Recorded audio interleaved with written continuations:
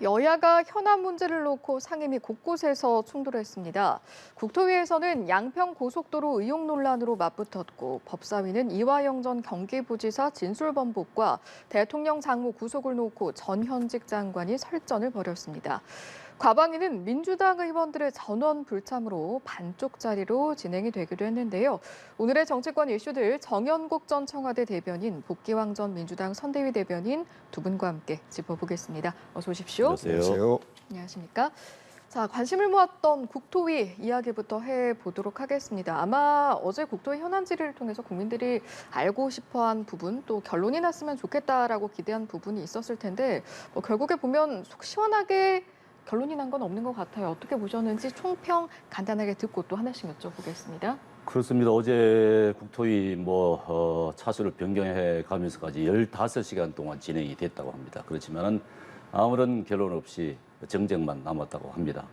사실 제가 어제 기대를 했던 게 아마 의혹이라는 부분에 대해서 해소될 수는 없는 부분이니까 최대한 진실에 가까이 가려고 한다면은 제가 생각했을 때는 용역업체 관계자들을 불렀어야 됐다고 봅니다. 예. 용역업체에서 왜 최종 종점을 강상민을 했는지, 그게 왜 최적 노선인지를 어떻게 해서 결론이 나는지를, 외압이 있었는지 없었는지를 분명히 따져 물을 필요가 있었던 것 아니겠습니까? 예.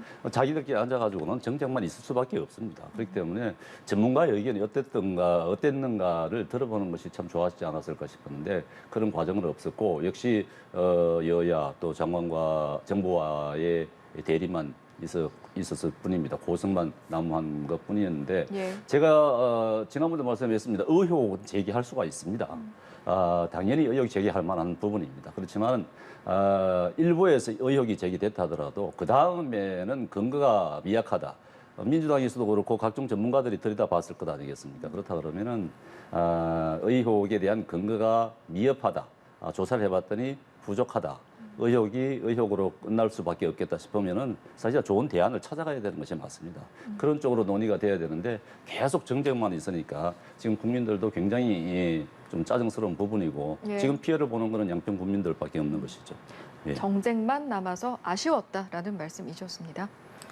어제 정쟁으로 가득 찬 국토위를 보면서, 그리고 원희룡 장관이 애초에 대답과 그 변명이 계속해서 바뀌는 모습들을 보면서 이게 국토위 상임위 차원에서 그냥 일상적인 국회 활동 차원에서는 사실을 밝히는 것이 불가능하겠구나라는 생각을 좀 했습니다. 그래서 일단 국회에서 할 수 있는 최고 수인 국정조사가 필요할 것이고, 국정조사에서 이러저러한 의혹들이 해소되지 않는다라고 하면 저는 특검까지도 도입을 해서 현 정부의 대통령 일가와 관련된 의혹들을 현 정부에서 풀어서 다음 정부에서 정치 보복이냐 아니냐, 이런 어떤 나쁜 그 되풀이가 되지 않도록 현 정부 내에서 이 문제를 해소시켰으면 좋겠다라는 생각을 했어요. 특히 어제 원희룡 장관의 답변 태도를 볼 때는 이것은 정말 장관으로서, 그리고 그 전에 국회의원도 했었던 그 정치인으로서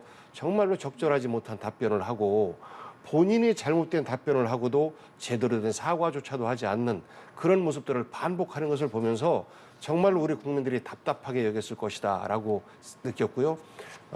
재차 또 말씀드리지만 과거에 이명박 대통령의 다스와 BBK 이 논란이 박근혜 그 경쟁 후보 진영에서도 제기가 됐었거든요. 그런데 대통령이 되고 난 이후에는 그 당시에 여당이 똘똘 뭉쳐서 아닙니다, 가짜뉴스입니다라고 공격을 했었거든요. 그런데 임기가 끝나고 나서 그것이 사실상 그 의혹들이 모두가 다 사실이다라고 밝혀졌지 않습니까?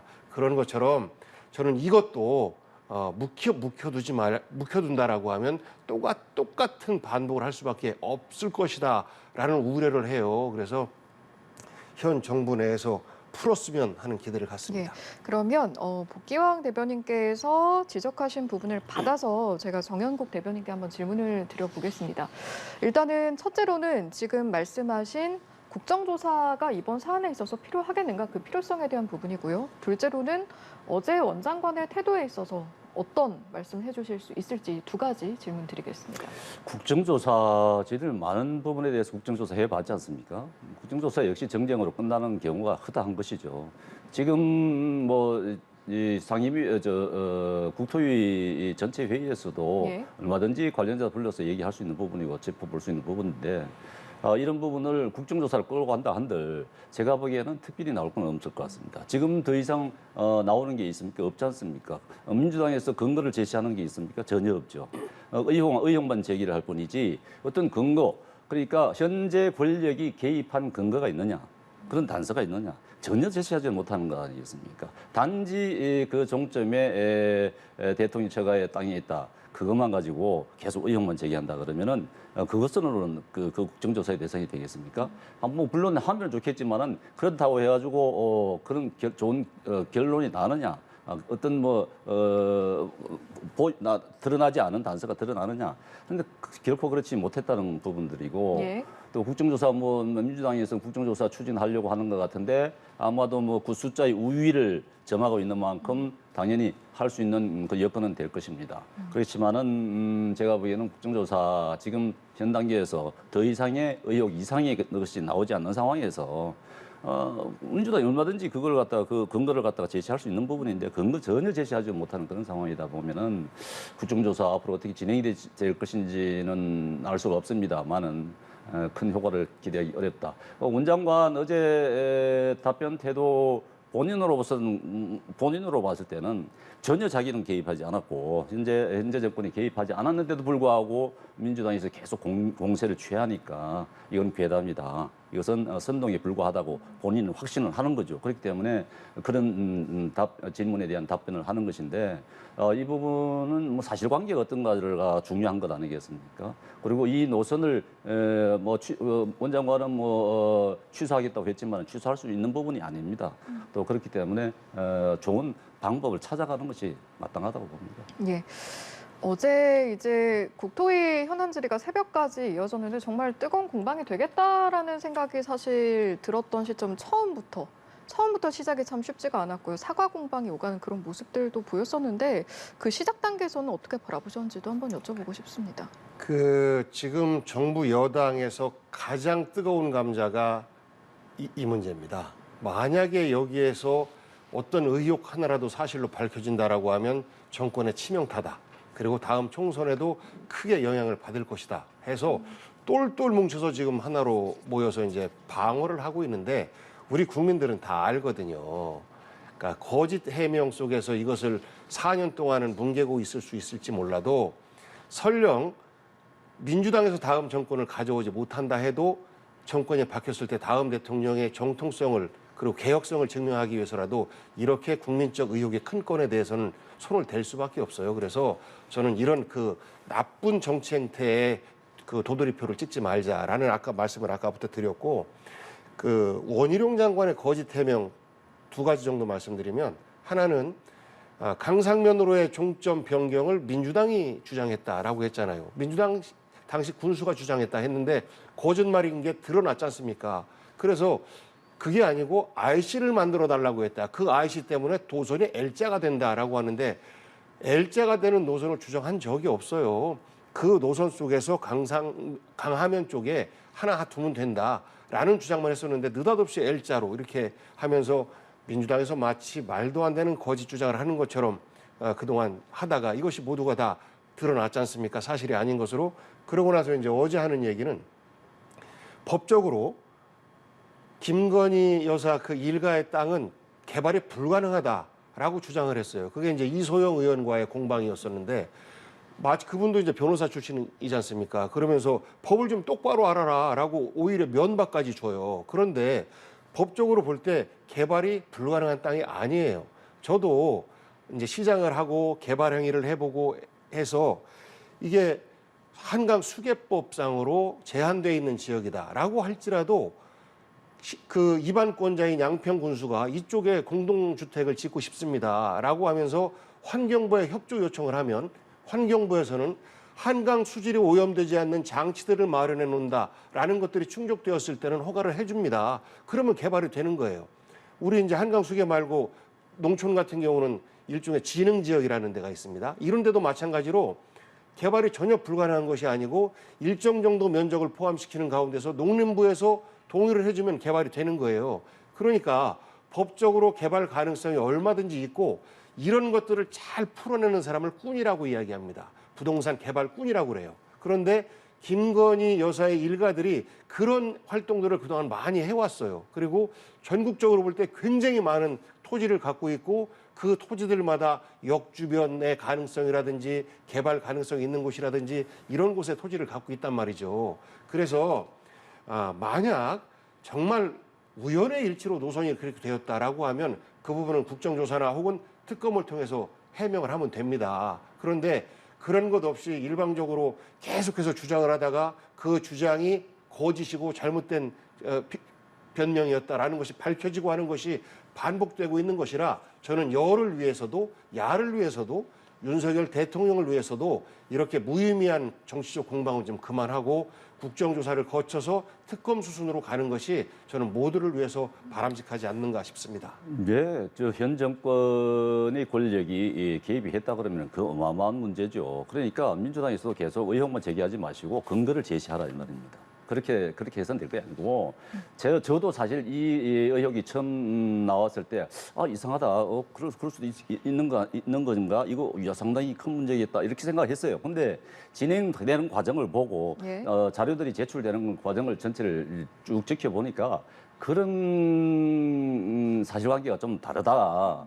그것은 좀 오해가 있겠다 하는 부분인데 그 의혹이 의혹으로 끝나겠다 저는 그런 생각을 할 수밖에 없었던 것이 예. 그 이 강상면으로의 종점이 처음부터 이 윤석열 정부에서 나온 게 아닙니다. 그 전부터 있었던 얘기죠. 예비 타당성 때부터 강상면에 대한 검토가 필요하다고 나왔던 것이고 이 강상면이 아닌 양서면 쪽을 종점을 했을 때 문제의 소지가 많다고 하는 결론이 예비 타당성에서도 나왔던 것이고 그 이후에 타당성 조사에서도 이 강상면을 종점으로 하는 대안 노선의 최적지가 개발이 필요하다는 것까지 나왔습니다. 그러면 그 당시에 용역을 했던 게 그런 그 국토부는 윤석열의 국토부인가 문재인의 국토부였습니다. 그렇게 해서 용역이 진행됐던 것이고 그 용역 업체가 최적지로 강상면을 냈던 것이거든요. 그런 절차가 쭉 있는데 거기에 어떤 권력이 개입을 했다. 뭐 그런 의혹을 계속 제기를 하시는데 그런 근거가 없다는 거 아닙니까? 근거가 없는데 왜 자꾸 그런 의혹만 제기를 하시는지 예? 예? 그렇게 해서는 될 게 예. 아닙니다. 그러니까요. 국민적인 의혹이 나오면 그거를 국회에서는 그 의혹을 해소하기 위한 노력을 하는 것이고 그럼에도 불구하고 국정조사까지 통해서 의혹이 해소되지 않는다라고 하면 그 다음에는 수사를 하는 겁니다. 조사는 국민적인 협조를 받아서 그리고 다양한 자료를 확보해서 이러이러한 부분들이 오해가 있을 수 있으나 문제 없습니다라는 조사 결과가 나올 수 있는데 또 한편으로는 이러이러한 부분에서는 해소되지 않은 의혹이 너무나 많습니다라고 하면 그 다음에는 강제 수사를 할 수 있는 수사 단계로 넘어가는 겁니다. 그래서 지금은 저하고 대변인님하고 계속 이야기를 해도 어제 국토위에서 여야의 어떤 공방처럼 되풀이밖에 안 되고 그동안 똑같은 말을 계속해서 반복을 했어요. 우리 국민들이 굉장히 지겨울 겁니다. 그래서 저는 지금이라도 정부 여당이 당당하고 떳떳하다면 국정조사를 받고 국정조사에서조차도 해소되지 않는 의혹들이 있다라고 하면 특검으로 넘어가서 윤석열 정부 내에서 생겼던 윤석열 그 일가의 의혹들을 윤석열 정부 임기 내에 해소되어야 우리 정치가 제대로 된 방향으로 갈 수 있고 정치 보복에 되풀이를 하지 않을 수 있다라는 말씀을 드리는 거예요. 국정조사까지 갈 것 없이 그럼 이 질문을 두 분께 한번 드려볼게요. 이게 어제 현안질이 막 시작할 때도 자료 공개 때문에 뭐 사과 공방이 오고 간 거잖아요. 아예 이런 공방이 없게 그냥 깔끔하게 모든 자료를 공개하는 방향은 어려운 겁니까? 국토부에서 자료를 다 공개했지 않습니까? 자료 다 공개해도 소용이 없습니다. 이 민주당은 자료 진실과는 거리가 있는 진실은 지금 관심이 없어요. 자료 아무리 공개해도 그렇지 않습니까? 이거 자료 몇 장 빠졌다니까 이거 조작을 한 거다. 이거 자료를 왜곡한 거다. 뭐 여러 가지 얘기들을 하지 않습니까? 그 계속 의혹을 제기하는 거예요. 그러니까 진실하고는 전혀 관계가 없는 것입니다. 후쿠시마 오염수와 또 마찬가지예요. 그래서 오염수 그 과학자들이 다 근거를 가지고 내놔도 민주당 받아들이지 않습니다. 오로지 그냥 자기들이 주장만을 위해서 하는 것뿐이에요. 정략적 판단뿐입니다. 그게 문제인 것이에요. 그러니까 물론 근거를 가지고 과학적인 근거를 과학자들이 전문가들이 내놨다 그러면 받아들여야 되죠. 받아들일 자세가 전혀 안 돼 있다는 게 문제인 것입니다. 그러니까 반복적으로 이야기되는 것인데 국회에서 자료 요청을 할 때 부처에서 최대한 유리한 자료 이외에는 안 줍니다. 찔끔찔끔 주다가 보니까 자료가 없습니다.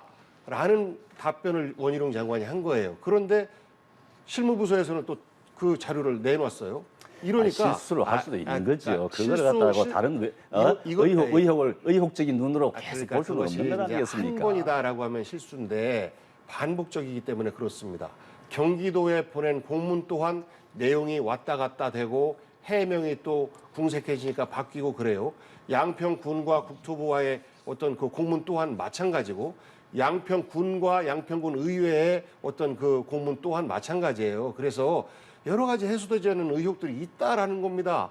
그것을 의혹 자체가 괴담이다라고 하면 아무런 문제 제기를 하지 말아라, 입 다물어라 라는 것밖에 더 되겠습니까? 그래서 우리 국민들의 많은 분들이 절반이 넘는 분들이 이 문제가 좀 이상하다라고 느끼고 있는 거예요. 여기에 국토부에서는 자료를 찔끔찔끔 주고 정의당의 심상정 의원이 이야기한 것처럼 작은 정당 의원이 요구한 자료는 아예 안 주고 이러고 있는 겁니다.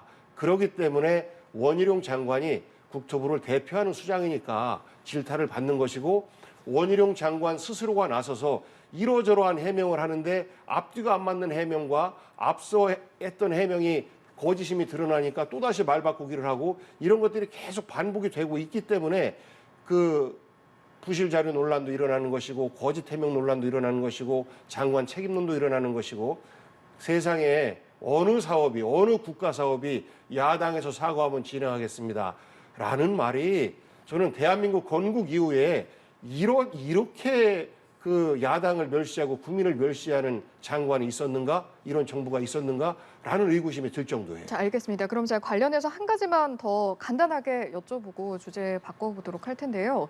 이제 어제 사실 국토 현안질에서 관심을 받았던 부분 중에 하나는 혹시 이게 재추진 될 수도 있을까라는 부분이었습니다. 그리고 여기에 대해서 어제 원 장관이 발언을 한 걸 보면 민주당이 특혜 의혹과 관련된 괴담을 멈추지 않는 이상 재추진은 없다. 그리고 다만 타당한 대안을 가져오면 내일이라도 추진할 수 있다라는 입장이었거든요. 이 내용은 좀 어떻게 들으셨는지 여쭤보겠습니다. 말이 안 되는 말씀이라고 조금 전에 말씀드렸죠.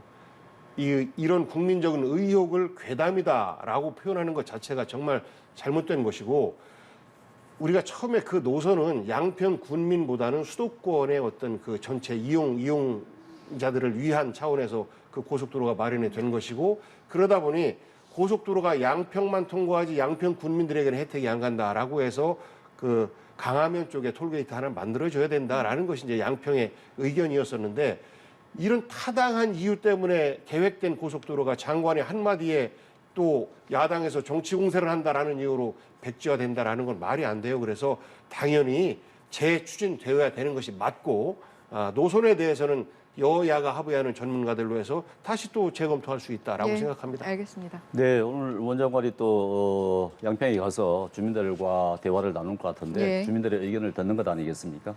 좋은 대안을 찾아가야 된다고 봅니다. 백지화는 있을 수 없는 것이고 재추진이 돼야 되겠죠.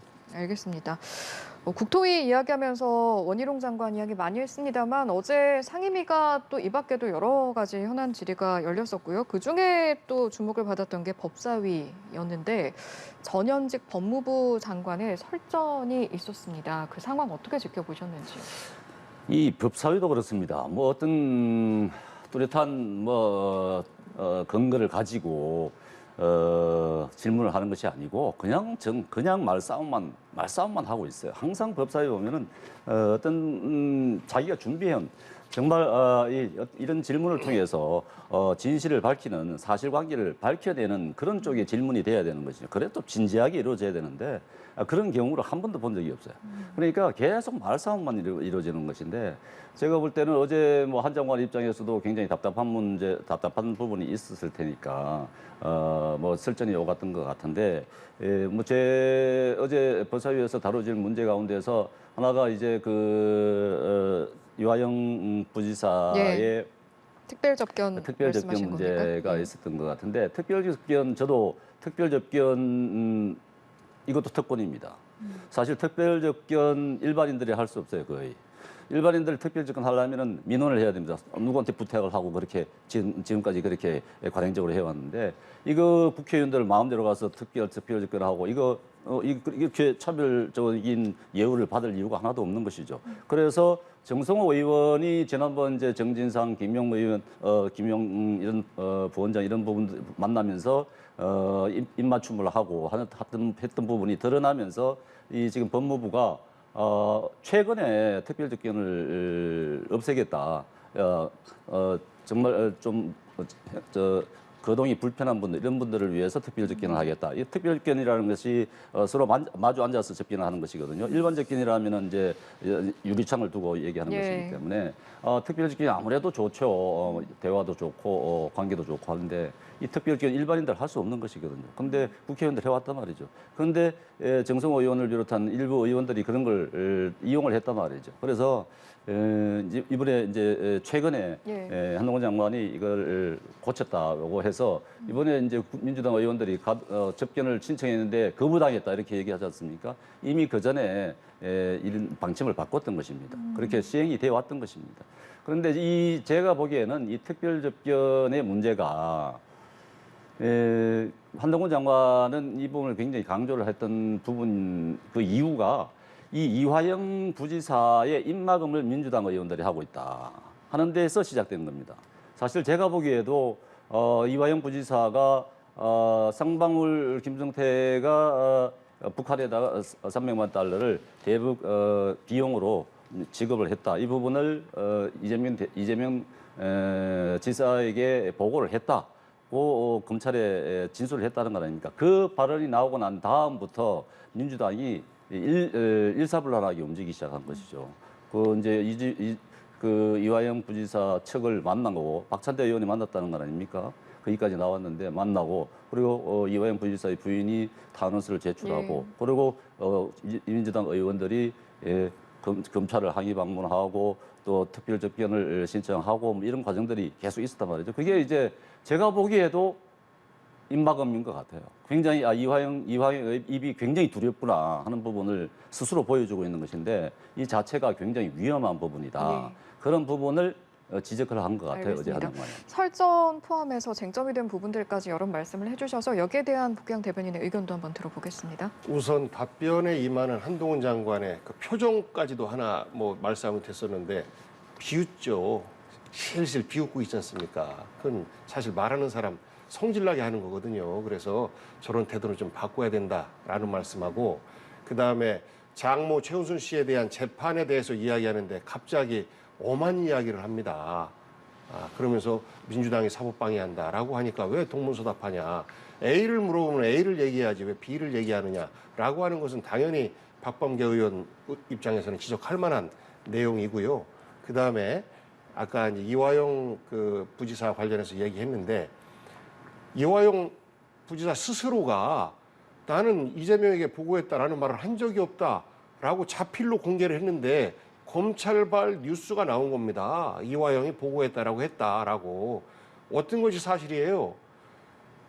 본인 자필로 그런 적 없다라고 얘기했는데 검찰 발로는 그런 진술했었다더라라고 나오는 거 아니겠습니까? 여기에다가 이화영 씨 부인이 지금 검찰이 변호사를 통해서까지 이화영을 협박하고 회유하고 있다. 일종의 그 플리바게닝이라고 하는 이거 진술하면 형 짧게 구형해줄게 이런 거 아니겠습니까? 그래서 이런 것들에 대한 협박과 회유 그리고 그 독방 생활 이런 것들에 대해서 인권 침해 상황이 없는지에 대해서 야권의 법무부 그 상임위원들이 TF팀으로 구성돼 있어요. 당연히 활동을 할 수가 있는 것이고 특별면회 일반인들도 다 신청할 수 있는 겁니다. 신청하면 마치 이것이 이화영 지사에게만 혹은 국회의원들에게만 주어진 권한으로 오해를 하시는데 절대 그렇지 않습니다. 변호인을 대동한 상태에서 혹은 특별한 경우에 누구나 할 수 있고 기본적으로 재소자의 인권이라는 것이 있어요. 그래서 재소자의 인권은 최대한 확대시켜 주는 것이 민주주의 사회의 일반적인 겁니다. 그런데 유독 한동훈 장관, 윤석열 정부 들어서서 이러저러한 이유로 계속해서 바꾸고 있습니다. 야당이 야당 정치인에 대한 수사가 정치 보복으로 흘러갈 가능성이 높고 검찰의 회유 협박에 노출돼 있다라고 하면 그럼 이것은 그렇지 않게끔 하기 위해서 노력하는 건 당연한 겁니다. 그런데 이것을 마치 사법 방해다라고 규정을 하면서 만남 자체도 불가능하게 만드는 것, 이것은 그야말로 본인들이 틀어진 권력을 가지고 인권을 유린하는 것에 다름 아니다라고 우리 국민들은 생각할 거라고 봅니다. 지금 인권 유린의 사례를 얘기한다는 것은 그건 얼토당토 않습니다. 지금 이화영 부지사 같은 경우도 변호인을 접견을 180회 했다던가요. 또 가족들을 50회 이상 만났다는 걸 거의 매일 접견이 있었던 겁니다. 그런데 그런 과정 속에서 인권 유린이 있었다, 나 압박을 받았다, 가혹한 행위를 받았다, 거의 가만히 있겠습니까? 당연히 밝히고 문제화하겠죠. 근데 지금 아무런 그런 말도 없었습니다. 근데 인권 유린에 대한 부분을 부인이 말씀하고 민주당이 계속 그 부분을 갖다가 확대 재생산하고 하는 그런 상황을 보이는데 지금 인권 유린이 가능하겠습니까? 말도 안 되는 소리고요. 그런 그것보다도 제가 생각하기에는 이화영 부지사가 이화영 부지사의 변호인이 얘기했지 않습니까? 검찰 앞에서 보고를 했다고 얘기했지 않습니까? 그거는 처음에도 이화영 부지사도 그렇게 동의했던 부분이고 나중에 탄원서가 들어가고 난 다음에 말이 약간 바뀌었던 것이죠. 근데 이번에 이제 엊그제 재판이 있었는데 그게 이제 부인이 변호인 스님을 취소한다고 하면서 예. 하고 또 이화영 부지사 당사자는 아니다 계속 유지하겠다 하면서 재판이 진행되지 않고 연기가 됐는데 저는 이 역시 재판 지연 전략의 하나라고 봅니다. 왜냐하면 이재명 구하기라고 봅니다. 왜냐하면 이제 국회 회기가 지금 휴회 기간에 들어가거든요. 이 기간을 넘기자는 얘기가 포석이 깔렸다고 봅니다. 그렇다 그러면은 이 재판이 엊그제 재판이 있었다 그러면은 이화영 부지사가 어떤 말을 했겠죠. 했을 부분 가능성이 크다고 봅니다. 근데 이제 또 연기가 다음 주로 연기가 되고 했기 때문에 이 휴회 기간에 영장 오는 것을 막기 위한 방법이 아닌가. 그런 의심을 할 수밖에 없습니다. 여기에 대한 반박 내용은 제가 다음 질문과 함께 두 분께 검찰이 그러면 그 정부와 짜고 일정을 그렇게 조정하고 있는 거네요. 휴회 기간 넘겨서 하려고 하는 법원의 그렇게 판단이 일으킬 수도 없었으니까 있고 제가 아까 변론이 없으니까 제가 재판을 아까 할 수 없잖아요. 제가 아까 인권을 말씀드렸던 것은 압박 있겠죠. 그런데 기본적으로 특별면회, 면회 이런 것들은 재소자의 인권을 최대한 더 보장해주는 차원으로 가는 것이 선진국의 추세다라는 말씀을 드린 거예요. 근데 윤석열 정부는 반대로 가고 있다라는 지적에 대해서 뼈아프게 들어야 됩니다. 특별면에 일반인들 하기도 힘듭니다. 자, 알겠습니다. 그렇습니까? 어제 쟁점 그것만 있었던 건 아니고요. 이 내용도 있었습니다. 검찰 특활비. 민주당은 공개하라 이런 입장인 거고요. 한 장관은 정략적 요구 아니냐 이런 입장이었습니다. 공개 여부에 대해서 두 분은 공개해야 한다, 하지 않아도 된다. 어떤 의견이신지 짧게 듣고 넘어가겠습니다. 네. 특활비 일부 공개를 해야 될 부분이 있고 공개하지 할 수 없는 부분이 있을 겁니다. 예. 그렇기 때문에 해야 될 부분은 해야 되는 것이죠. 해야 될 검증을 부분은 받아야 어떤 검증해야 부분일까요? 아마 그 수사와 관련된 부분이라든가 특활비 가운데서도 여러 종류의 특활비가 있기 때문에 예. 할 수 있는 부분은 법적으로 할 수 있는 부분은 해야 되는 것이고 선별적으로? 법적으로 해서는 안 될 부분도 있습니다. 그렇기 때문에 그런 법에 따라서 해야 되는 것이죠. 예, 마찬가지 질문 드리겠습니다. 예, 292억의 검찰총장 특활비. 이 중에서 136억이 이제 총장이 다 썼다라는 건데 여기에 대해서 어떻게 썼는지 안 나와요. 법원에서는 개인 식별 정보만 제외하고 다 공개를 해라라고 얘기했는데 안 하고 있기 때문에 계속해서 논란이 반복되고 있는 겁니다. 거기에다가 명절 때 보면 수천만 원씩 특활비가 지출이 됐다고 해요. 그러면 이 특활비는 수사를 위해서 기밀 수사를 위해서 써야 되는 것인데 그게 아니고 검찰 간부들끼리 떡값 나누듯이 특활비를 나눠 썼다라는 의혹을 사기에 충분해서 이런 것들에 대해서 국민들이 궁금한 점에 대해서 공개를 해야 되는 것이고 그것이 법원의 판결이면 따라야 되는데 지금 버티고 있는 것 아니겠습니까? 빨리 법원의 판결대로 공개를 다 해서 그동안 윤석열 검찰총장 시절에 부끄러움이 없다라고 하면 오히려 이것에 대한 문제 제기를 한 야당이 비판을 받게 되지 않겠습니까? 공개하는 것이 맞습니다. 자, 저희가 국토위 상황, 법사위 상황 알아봤는데요. 뭐 두 상임위 현안 질이 다 시끌시끌했는데 반면 조용한 상임위도 있었습니다. 과방위 이야기인데 민주당 의원들이 장재원 위원장이 독단적으로 일정을 잡았다라면서 불참을 해서 반쪽짜리 상임위가 됐거든요. 그 상황 어떻게 보셨는지도 짧게 들어볼 텐데요. 먼저 복경 대변인께 드리겠습니다. 위원장이 단독으로 소집할 수 있죠. 그런데 그렇게 안 합니다. 왜냐하면 회의 성사가 안 돼요. 야당 간사, 교섭단체 간사들이 서로 합의를 해서 회의를 잡고 그리고 안건까지 결정을 합니다. 그 결과를 따르는 것이 이제 위원장의 역할인데 일방적으로 소집을 했어요. 거기에다가 우주청 설립이 급하니까 빨리 해야 된다. 근데 우주청 설립 법안부터 시작해서 급하게 추진했던 쪽은 민주당이었었거든요. 그런데 지난 4개월 동안 아무런 답도 없다가 갑자기 이슈 전환을 하려고 하는 것이죠. KBS 수신료 분리라든지 그리고 현재 양평 문제라든지 이런 것들에 대해서 이슈를 사실 분산시키기 위해서 일방적인 소집을 하니까 결국은 싸움이 나는 거 아니겠습니까? 장재원 상임위원장 국회를 관례대로 여야를 존중하면서 운영해야 된다라는 충고 드리고 싶습니다. 정부 입장에서는 우주항공청 설립이 굉장히 시급한 부분입니다. 사실 우리나라의 위상도 그렇고 지금 미래 기술 개발을 위해서는 당장 시급한 부분이라고 하는 부분에 대해서는 민주당도 동의를 합니다. 여야가 동의를 하는데 여러 지금 기싸움을 하고 있는 상황이라고 보여집니다. 우주항공청 설립에 대해서는 동의를 하면서도 빨리 왜 관련 상임위에서 진행이 안 되느냐. 이 부분은 아마도 제가 보기에는 이것도 총선과도 연관이 있다고 보입니다. 그리고 우주항공청을 어디다 두느냐 하는 부분도 관련도 있고 하기 때문에 서로의 기싸움을 하고 있는 것 같은 느낌이 있는데 이게 빨리 해소가 돼야 됩니다. 알겠습니다. 자, 상임위 이야기는 여기까지 하도록 하고요. 주제를 바꿔보겠습니다. 어제 정치권에서 주목받았던 소식 중에 하나는 홍준표 시장의 징계 수위 어느 정도가 될 것이냐였는데 이게 본이 당원권 정지 10개월이라는 중징계가 내려졌습니다. 일단 이 질문을 좀 드려봐야 할 것 같은데요. 이 정도 수위 예상을 하셨는지 그리고 또 적절한 수위라고 보시는지 여쭤보겠습니다. 예, 저는 이 정도 수위 예상하셨습니까? 어느 정도 예상을 했는데요. 예. 가볍지는 않을 것이다 했는데 10개월 정도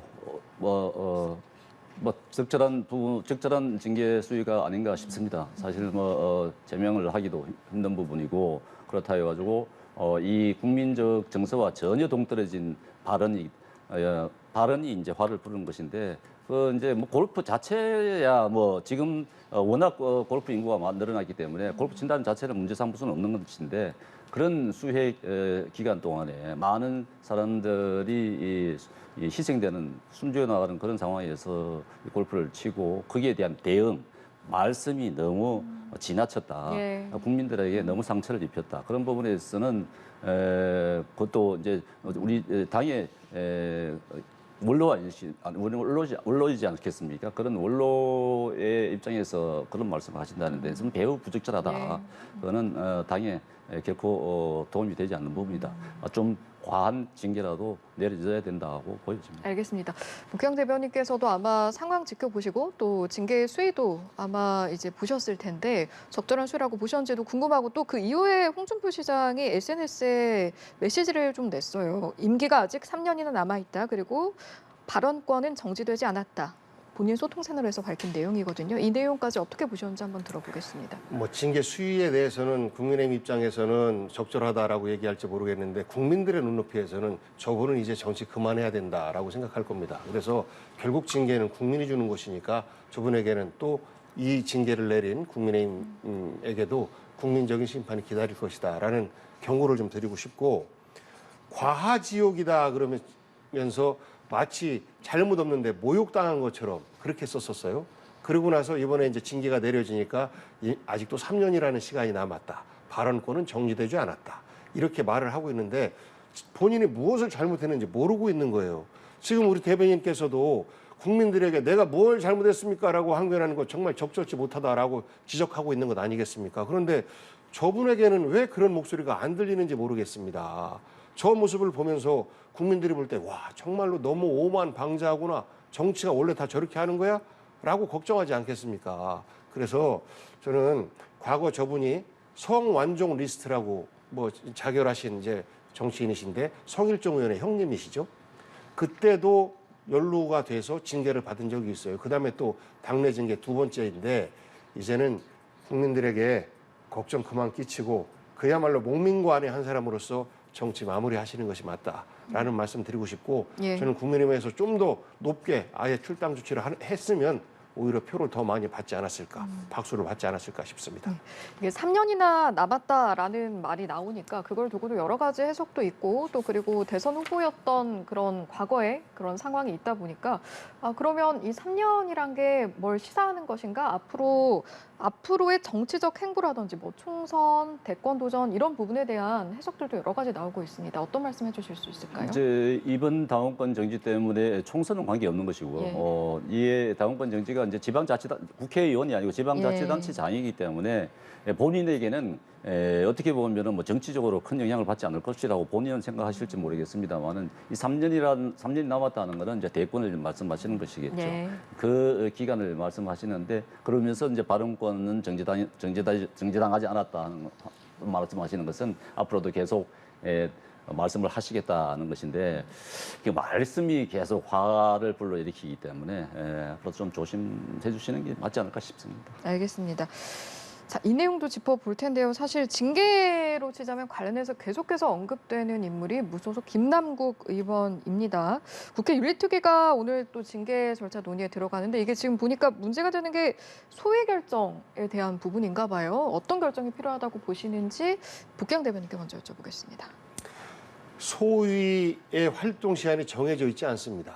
그래서 이 소위에서 어느 기간 동안 활동을 할지 이제부터는 좀 궁금해지는 것이고 그다음에 이 소위에서 현재 11명의 의원들이 가상 자산에 투자를 했다라고 밝혀지고 있고 특히 권영세 장관이 상당 부분 했다. 200회 이상 투자를 했다라는 것들이 나오고 이것이 이제 장관 재임 중에도 진행됐었다라고 하면 김남국 의원이나 권영세 의원이나 무슨 차이가 있느냐라는 이야기가 지금 나오고 있거든요. 그래서 형평성 차원에서 11명 중에서 아무런 문제가 없는 예를 들어서 100만 원 정도 하면서 이 시장이 어딘지에 대해서 공부하기 위해서 해봤다라는 부분들은 사실 어느 정도 해명이 가능해요. 그런데 권영세 의원 같은 경우는 투자를 했던 것이거든요. 그래서 이런 부분과 김남국 의원의 징계 형평성 문제까지도 이 소위에서 함께 다루어지지 않을까 이렇게 전망을 해서 활동 기한이 상당히 좀 오래 걸릴 것으로 추측을 합니다. 예. 1소이냐, 2소이냐, 뭐 또 이양수 위원장 같은 경우에는 가상화폐 거래 신고를 하기도 했고, 그래서 여러 가지가 좀 고려가 돼야 될 것으로 보이는 것 같던데요. 이 김남국 의원과 예. 권영세 장관을 비교하는 것은 그것은 너무 과합니다.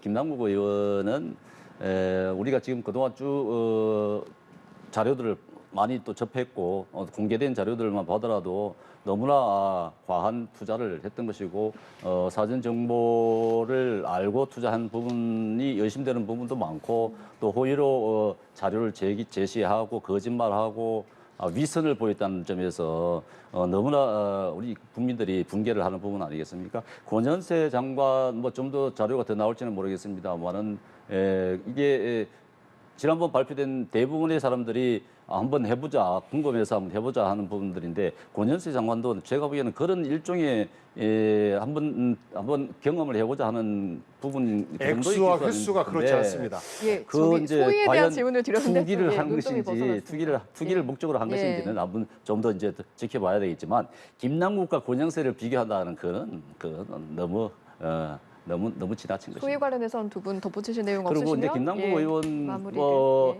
민주당이 워낙 이제 본회의 어차피 뭐 제명 결정 난다 하더라도 본회의에서 이제 처리가 돼야 되는데 민주당에서 처리하겠습니까?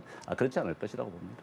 자, 알겠습니다. 뭐 덧붙이실 내용이 있으시면 한마디 정도 들을 수 있을 것 같습니다. 결국은 윤리특위가 최종적으로 현재 올라와 있는 징계안에 올라와 있는 의원들까지 함께 처리를 해야 된다라는 방향으로 정리할 것으로 보고 그 가운데서 이제 소위도 1소, 2소위가 부분적으로 나눠지지 않을까 싶습니다. 알겠습니다. 여기까지 듣고 마무리하겠습니다. 오늘 두 분 말씀 고맙습니다.